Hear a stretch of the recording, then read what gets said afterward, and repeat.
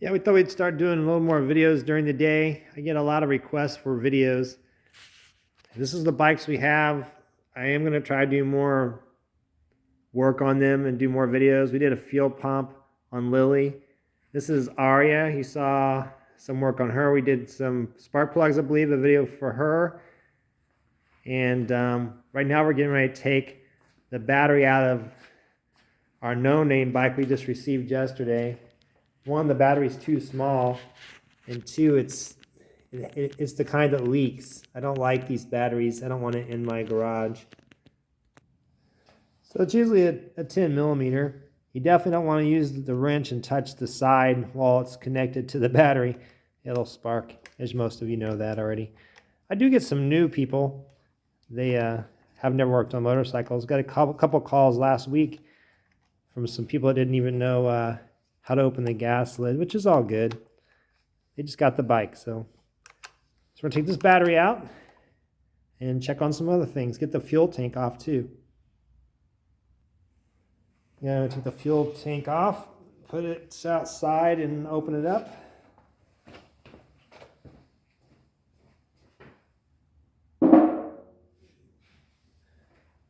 I'm sure the gas tank has rust in it.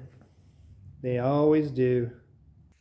Now don't judge this bike. It is rough, but this is running to the starter, and there is no starter button.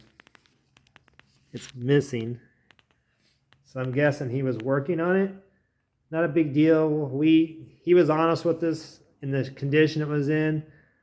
So I took it on. It's my fault.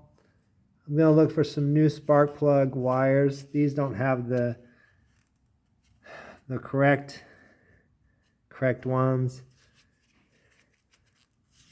Yeah, these are hard to find. The throttle cables and the choke cables will be very difficult to find.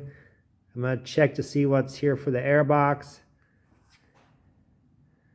21,000 miles. She's dirty. We'll get her cleaned up though. We gotta still name her so we can talk about her. So here's a fuel pump. It's not connected to anything. But there's the part that does connect, I believe. All right, I'm gonna go ahead and get the battery out. That's what I was working on. I got sidetracked. It actually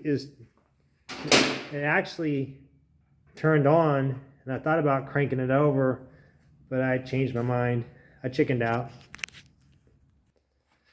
It's a pretty new looking battery.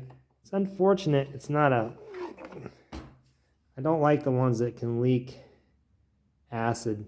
That's just never a good thing. But it's a nice battery.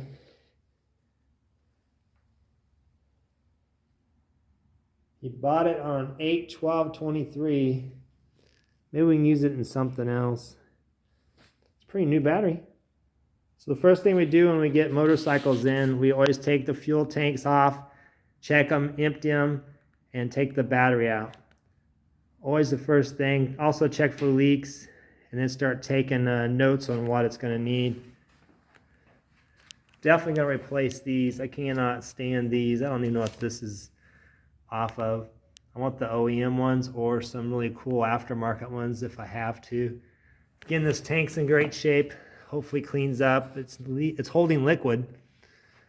Apparently the caliper was locked up, so they had it pulled off to roll the bike into the truck.